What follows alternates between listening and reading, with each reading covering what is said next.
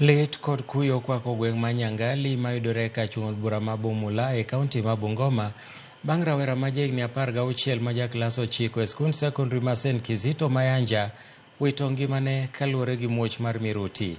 Rawerano moseyang nyinge kaka en Okisiang'any wachore ni nokwanyo gimoro mitiyo godo e toyo kite e kambi moro ma toyo kite mayudore e gweng' mane odoko muoch kendo kawo ngimane oko. Kaluwore kod jonyuol rawerani, giwacho ni masirano notimore chieng' tich ariyo kama ne gibuok mokalo ka giwinjo ka Miruti omuoch e ot. MCA ma West Bukusu Job Mukandali owacho ni gichungo tich mosebedo ka dhi nyime e alworano ka gidwaro mondo mi apedha ochak timo.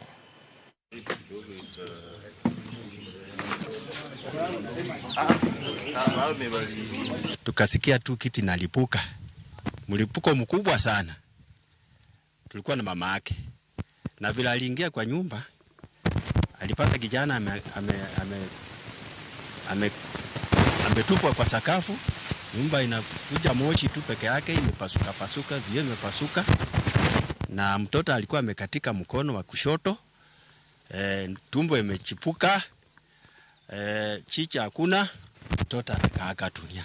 Sasa nilirudi nyumbani, tukaanza uchunguzi kupeleleza ilikuwa sitima, ilikuwa nini, lakini kupata kitu, tukapata kitu kilipusi, kile kilipua mtoto na makanda yake mimi niko naye kwa nyumba. Sasa naomba serikali ya Kenya, naomba serikali ya county governor, naomba MP, MCA, naomba Security Council of Bungoma wakaweze to take care about this matter because many people will die and it is not good.